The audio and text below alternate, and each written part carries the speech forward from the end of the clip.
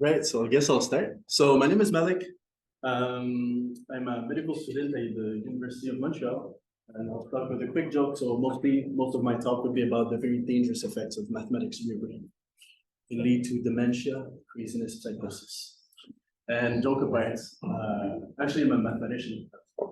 That's how I identify myself. I studied mathematics for quite a long time, and elliptic curves and number theory is kind of area of expertise, if I could say. Things I love a lot, and I hope to continue to it for the rest of my life. Yeah. So my talk today is about data-driven insights into the rank of elliptic curves of prime conductor, and we'll see why I chose prime conductor a little bit later. It's not a random choice; it's actually a very good family of elliptic curves, and I'll discuss different patterns that were observed with my friend Eldar, a collaborator who is right here, and two other friends of us, Rachel and Andreas, about a new data set that was published about a year and a half ago by Bennett-Gherga and I forgot. I'll have it. I'll try to do in this talk, present some observations we've made in this data set, and then try to ask some open questions, if I can call them this way, because these are patterns that we tried very hard to understand without quite a success. So maybe if you guys have some insights, please share it. And finally, I will finish with a fun classification problem, one that Professor Mattia here has worked on, Professor Yang also, about classification of the rank. But we'll focus only on small rank curves, namely rank 0, 1, 2, and 3. Others are quite hard to compute. So we'll start with, I've done mostly the motivation of the talk. So I'll introduce quickly the basics of elliptic curves. I promise to be fast. I think it's like the third talk. Basic conjecture, the rank. Some results at the intersection of data science and machine learning, and number theory that were published in the past years. Then I'll discuss the choice for prime conductors. I'll talk a little bit about the dream team, so Maser, Elkies, Watkins, and the others. I'll discuss the BGR dataset, so this new playground that we have. Some old and new observations in the data, some maybe in contradiction with a minimalist conjecture, some that goes with it. So you see I put an interrogation mark about the interesting, because maybe some of this stuff is actually trivial, we just didn't figure it out. And then, so classification of the rank, and the end, if you survive the talk. So why machine learning for science? Well, this makes me think of a story. In French, it's called Le Petit Pousset. So it's the story of this kid, a family of 7, parents are really poor, and one day they just decide to abandon them in the forest. And as a smart kid, he just throw rocks behind him to be able to find back his path. And I think what mathematics or nature in general is, very well represented in this story, because it's kind of just a sequence of hints we have to find and connect the pieces together. And I think this is why machine learning is useful, because it can do the job for us. And there's also this very nice quote from Richard Feynman. I'll let you read it. So nature uses only the longest threads to weave her patterns, so that each small of her fabric reveals the organization of the entire tapestry. Just do that. Yeah. Small of her fabric. So let's begin. Machine learning for mathematical structures, basic idea is you have some hypothesis and data you have observed, so you produce more data. You try to train a supervised model, let's call this predictive function psi. What you do then is you find some patterns by interrogating your function. So you give it new data, try to see how it behaves. Maybe it behaves in a completely erratic way, or maybe it gives interesting results. For example, in a paper I was writing with Yang and Tom, we tried to find approximation of this class number formula using symbolic regression algorithms. So these are genetic algorithms. And basically what you do is you conjecture an explicit candidate for this function psi. This is the very hard part, and eventually prove the theorem. And what was fun about this symbolic problem we worked on is that it actually proves back the very known theorem in genus theory to classify the class number of certain number fields. So an elliptic curve, what is it? Let's keep it simple. Just let's call it the graph of the following cubic equation. We'll take coefficients to be in cube, just to work with it. Let's call it this way. And we'll define the Mordell group of this curve to be simply a collection of points, rational points that pass through these curves in the plane. So associated to this Mordell-Vale group, there's a famous theorem from Mordell and Vale, which basically says that this is a finitely generated Abelian group. So in simple terms, maybe undergrad in the audience, it just says that there's a free part and a torsion part to this group. So the torsion part is very well understood. There's a theorem of Maser about the specific torsion values that your curve can take. And we will be more interested in this very mysterious part, which is the free part. And you'll see I put as an exponent a little r with an index e, and this is what we will call the rank of this elliptic curve, so the rank of the free group. So if you take an elliptic curve and you fix any prime, we'll define the traces of Frobenius as the following values. It's a little bit more complicated than that in reality, but most of your coefficients, in fact, infinite many of them except a finite amount, will take value p plus 1 minus the number of points or solutions modulo p. And sometimes we'll take value -1, 0, or 1 for primes that we call bad reductions. For those in algebraic geometry, these are those for which your curve becomes simply singular. And then we define an analytic object related to this elliptic curve. It's called the L function. It's defined as the following order product, which you can, by playing a little bit around, transform into the following infinite summation at the end, which converges for certain values. So what is interesting about this L function, we'll see it also in the next slide, is that, first of all, it extends to an L function in the entire complex plane. And it also helps us to introduce a new quantity that will be important for us. It's called the conductor. So it's this little number n here that appears. It is an integer, positive. And we also have this little root number. It's this plus minus sign in front, but that's not important for us. So this functional equation, well, allows us to extend this L function to the entire plane. And yeah, this conductor, important number because it offers us a way to actually order curves. Other ways to do it, conductor is one of them. So yeah, first theme. So what is an interesting observation? One of Birch and Swinnerton-Dyer is that actually the rank of this Mordell-Vale group, it seems to be, well, represented very well by local properties of their curve. And especially by this arithmetic function p going to n. So you take a prime p, you count the number of points modulo. And well, in a sense, and we'll see it in the next slide, this tells us that the traces of Frobenius, they knew about the rank. It's like local properties become global in a sense. And why so? Well, because, well, second observation, and I think Mathieu, you presented exactly the same almost yesterday.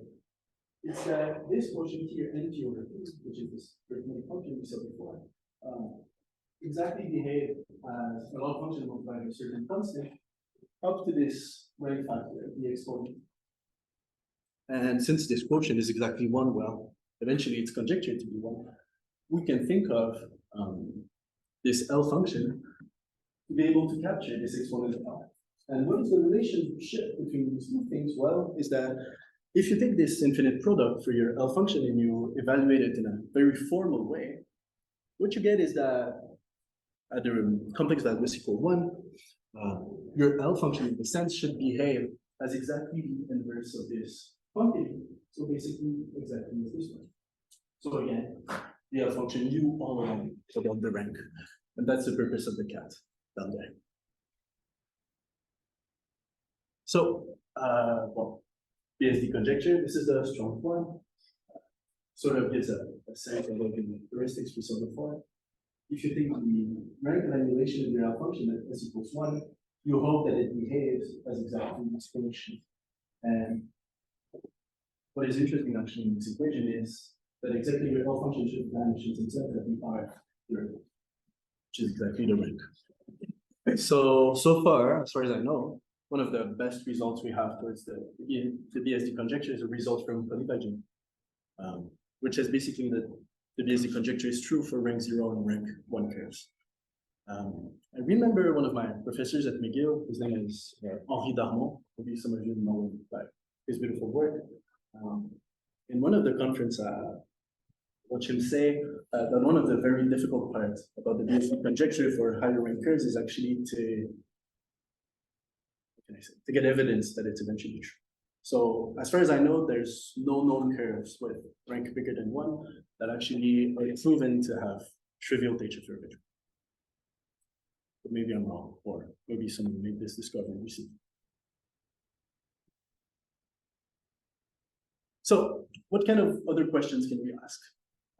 First of all, we can ask, well, what are traces of Frobenius hiding from us? What I mean by hiding is that a paper from Professor Yang, Professor Oliver, and Professor Lee shows, well, how the traces of Frobenius can also be used to kind of predict different kind of invariants that we saw in this piece. For example, the torsion structure of the model of that group, its size. They also show that you can predict the rank really accurately. Quite difficult to do it for the Tate-Schaeffer arrangement. So basically, this trace of Frobenius has not only relationships to the rank, but many other features. And one of kind of the goal, I think, of this whole project about mathematics, machine learning is, well, to investigate some of these questions is, so if some of you are actually interested in doing so, it's not too difficult, I think. And a lot of people like me would be very surprised, for example, if you guys can learn to distinguish Tate-Schaeffer average groups of, I'd say, order 4, 9, or any squares you want. I tried it, it's fine. So, well, at the end, you can, of course, ask me questions about these, but I'll not continue them in this talk, and we'll continue. Oops, all right. So in 2007, there's a paper by Bektemirov, Mazer, Stein, and Watkins, and basically what they do is that they study elliptic curves of prime conductor. And in particular, they discuss the minimalist conjecture related to curves of prime conductor.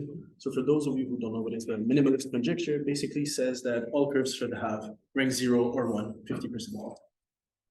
So eventually curves with a lot of rational points should be extremely rare, with probability 0. And what they discover is that actually there's sort of a bulk of elliptic curves with very high rank in the beginning of their distribution, and eventually it just fades away, but fades away very slowly. And I'll show you pictures of that. So basically the data set that they used also for information goes to approximately conductors less than 10 to the 8. It's not a complete data set, because it was actually a very difficult task to build a data set, a complete data set of elliptic curves. And this is what the BGR data set actually did. So this is why we decided to pursue these informations or these calculations later on. So main observation, well, the following. The average rank is actually increasing in the range of values between 10 to the 8 up to 0.87. So this is a plot of, well, actually it was taken directly from the papers. So you see these curves of rank 1 and 0. 1 seems to be quite constant, maybe getting a bit low at the end. Rank 0 seems to decrease, and strangely enough, rank 2 curves tend to grow. And this is the increasing of the into the 10 to the 8. So this is kind of surprising because 10 to the 8 is sort of a very large value. And you may ask yourself, well, how long does it take for this average rank to actually go to 0.5? And there is a very interesting result of Alvaro, which basically says that you will probably have to wait until 10 to the 100 in the conductor range. So very, very, very long. It's quite a technical paper. I think it's about 70 pages, very serious mathematics. But yeah, 10 to the 100 is a long way to go. So this is actually one of the quotes from the paper.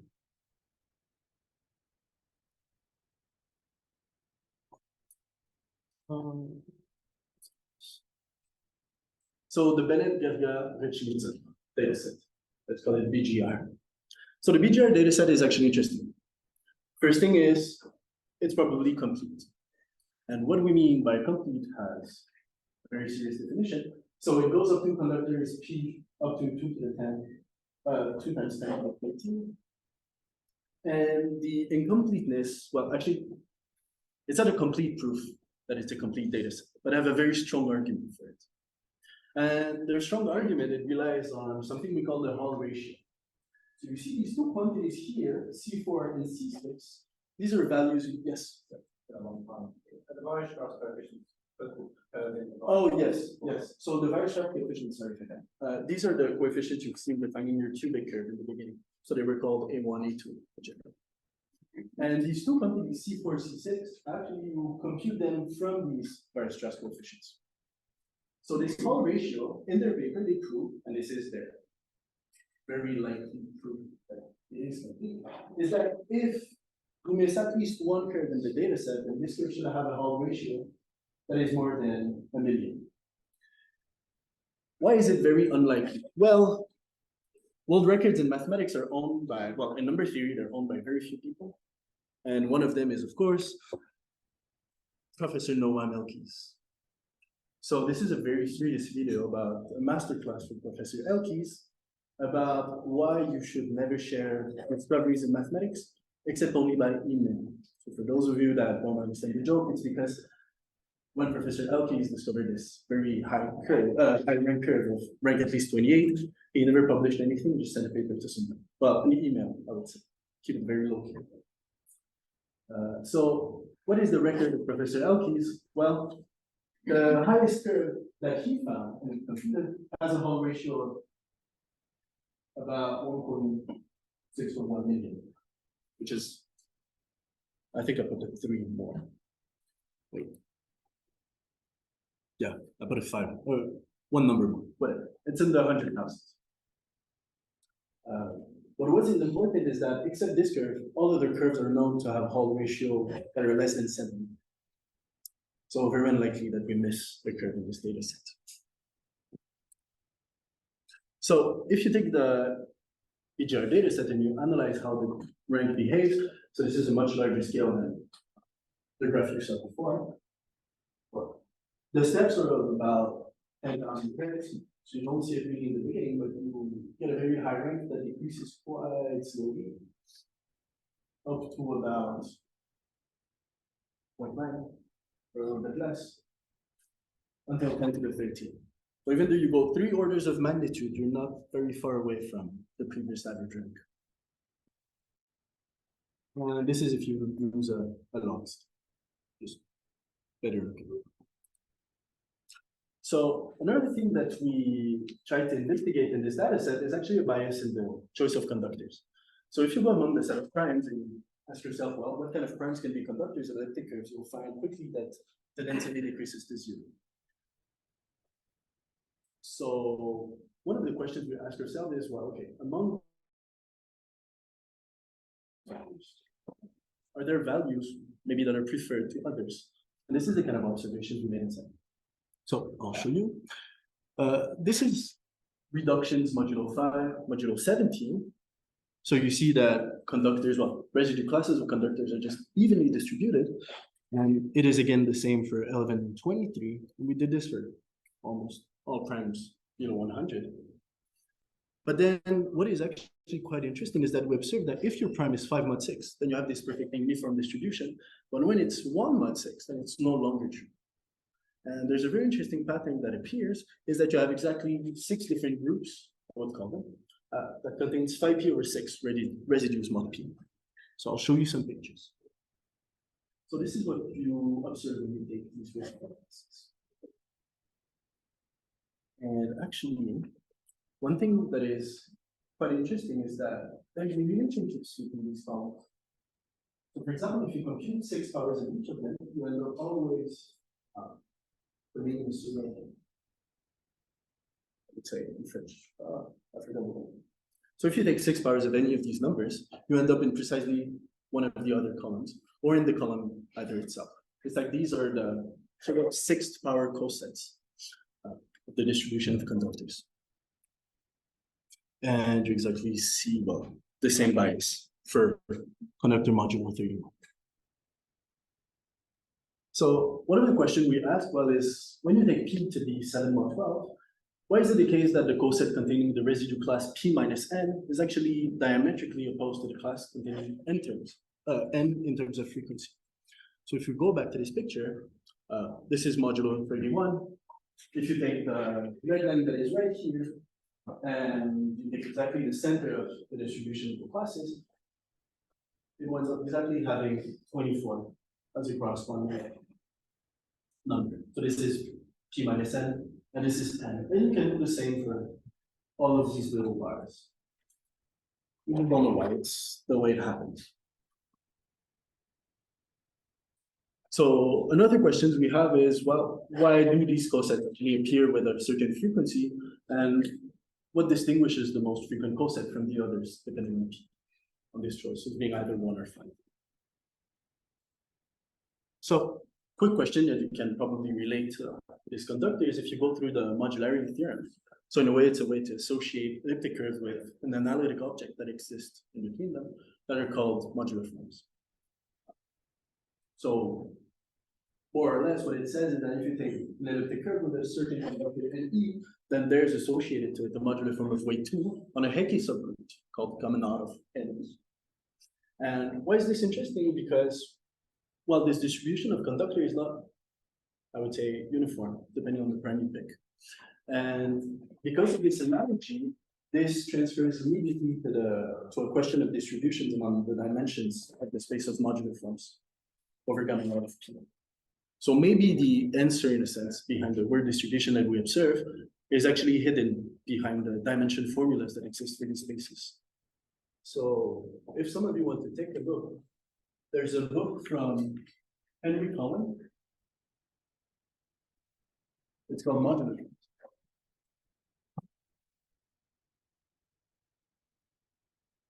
And in this book, you'll find many dimensions formula for the space of new forms. And there is also the documentation from Frobenius.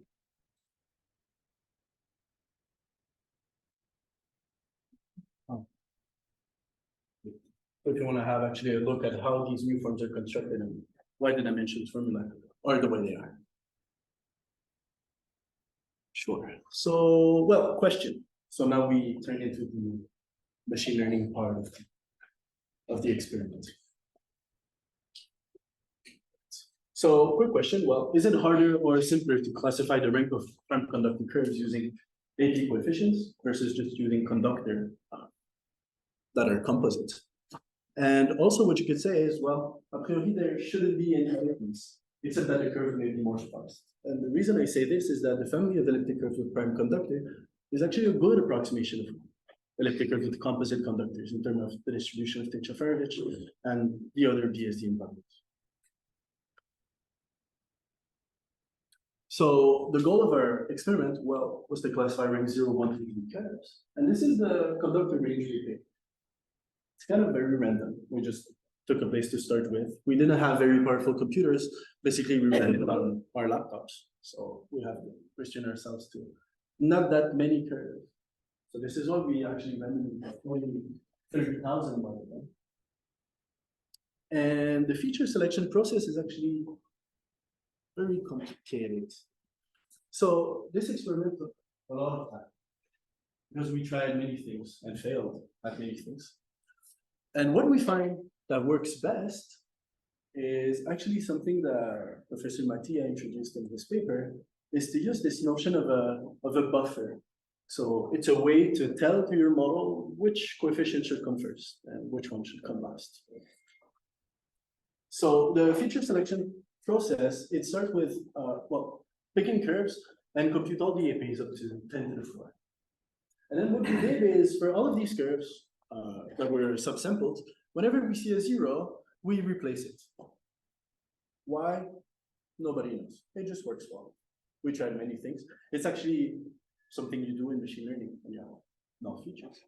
So we took this column, averaged it by, well, we replaced the value 0 by the average of the column, so that everything has no bias at the end of the day. And then we use a feature selection method that is called GBM. And with GBM, we computed feature importance, and we picked the 100 best features, 100 best AP coefficients. Then we computed this buffer. This is what I got. So we picked 303 just to be sure we have enough space in this ordering. And then what we did is, instead of dividing AP by square root of P, thing we would do by the Hasse bound, what instead you do is just you normalize this. Find this both, or take the absolute value. So the reason why I take negative and then absolute value is just that it orders itself naturally in the code. So just lazy writing. And basically, there is no real rationale behind the. Sorry? I mean, you are replacing a equal to 0, the average, and then there's no. No reason for that. It's just it would just work. Well, in machine learning in general, there's methods that exist to be able to work with values that are 0, because sometimes these values are terrible for computing rates. So sometimes what you do is you replace either value zeros by very small numbers and you let the weight of the model put them to 0. Really, they're useless, because otherwise it's quite difficult to capture a value of 0 when you ask your model to give importance about it.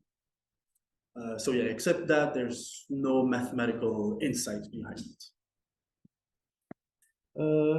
So with these features, with these 100 features, the model we decided to use is LightGBM. So LightGBM is a boosting tree model. Basically, it's good and it's very efficient for people like us that don't have much computing power. First of all, it's quite fast. It's memory efficient. It generalizes really fast with a little bit of data. It generalizes very well. And also, well, boosting tree models are known to be extremely good at tabular data. And another thing that maybe motivates the choice for our model is that even though CNN and very expensive machine learning models are interesting, it's quite difficult to try to make sense of these predictions. In the case of tree models like GBM, at least you can start printing the first few lines, or the first few trees and leaves, and try to get explicitly why certain conditions were picked this way. So I don't think I'll say more about like GBM. Maybe the split of the data quickly. 3 data sets, as usual: training, testing, validation. We just split of 40, 33. Again, these values are quite random. Usually we start with 30, 70, and then split the validation and the testing, but then this worked just as well. So we continued with it. And the result is quite impressive. So we got 98% accuracy, 98.2 to be precise. And the reason why I say this is impressive is not because it's close to 100%. First of all, it's because of the very low amount of coefficients we use, about 100. The other thing is, well, the data selection, the feature selection is completely random. It's weird. There's no reason why we should have done that, but it still works. And the other thing, well, is that the conductor range was quite large, about an order of magnitude of difference. And we took only about 120,000 curves, sparsed them on all of this data. And it looks like the conductor had nothing a priori to play, or nothing to change with the accuracy of the data. I think that was previously very difficult to take data that is quite sparse. And except that, I think I'll finish here. I know I finished a bit earlier, but there's no need to go more into any of the details, except if you have questions, guys. I would love to answer them.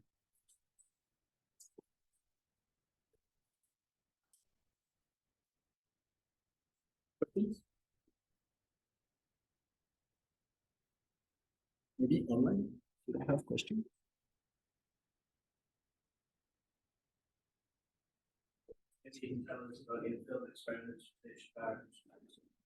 Oh, with Tate Shafarevich, yes.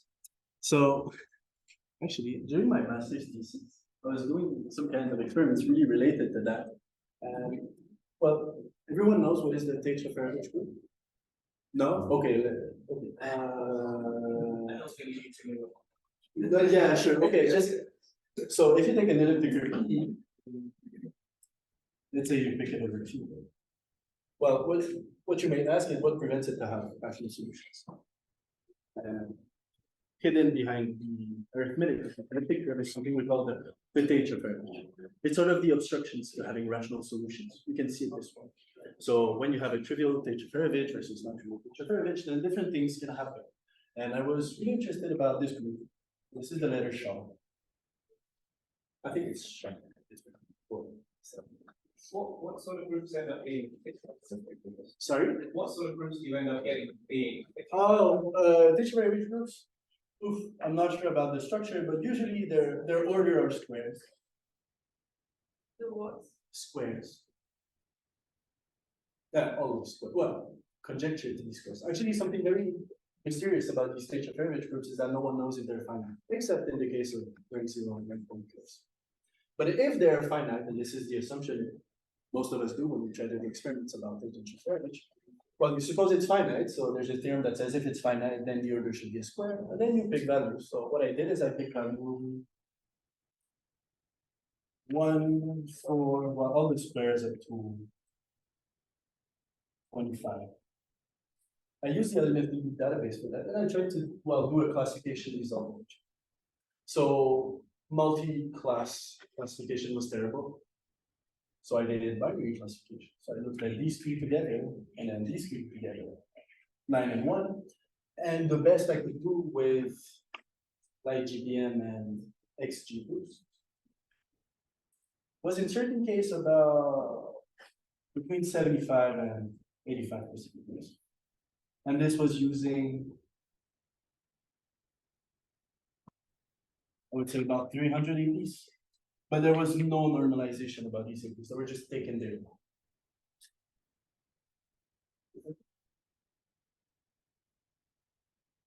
Other questions? Just a comment on this previous group is because I think this is something I learned from Gil from we were doing AP coefficient prediction of all the relevant quantities that we have in conjecture. You know, the things like rank, there's this precise form. The most difficult one in theory is this group. We look at this. Yeah. But all this, there's regular quantities. You can do AP prediction on every one of them. The most difficult one, theoretically, is the prediction area. Not surprisingly, if you train the neural network, it will be very, very hard to find one which wants to do good prediction of this one. So kind of mathematically hard is machine learning hard. Yeah, it's actually a good point. Yeah, it's actually another fun question. Well, is something that is hard to machine learn is something hard also in mathematics? You can take random data sets modulo P with very large P and try to discover what is P. I think it's most difficult to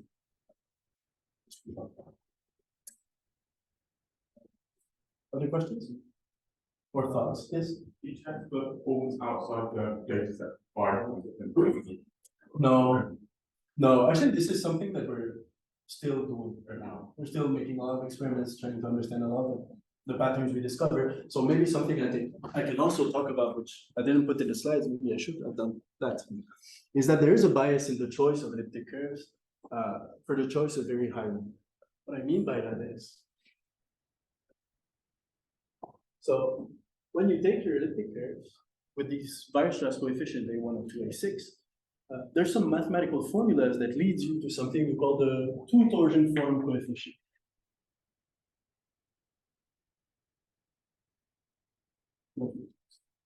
And these coefficients, there are three of them, B1, B2, B3. We'll call it this way. And when we computed these ranks for the BGR dataset, because the thing is, when it's offered to you, the BGR dataset has only Weierstrass coefficients. There's no other DSD rank. So you have to compute the rank. That was very long. It took about 6 months. And we didn't even finish. Still running. And then we were interested, well, Maser and Watkins, I think it was. Yeah, I think it's Watkins. If it's not Watkins, then sorry, I'll fill memorize better my papers later. So Maser and Watkins, what they did in a previous paper before the BGR dataset went out, is that they looked at elliptic curve, not necessarily of prime conductor, of composite conductor, and they looked at the two torsion form of the elliptic curves, and they asked about, is the rank preferring certain triples over others modulo certain times? And they discovered that there's a slight variation in this.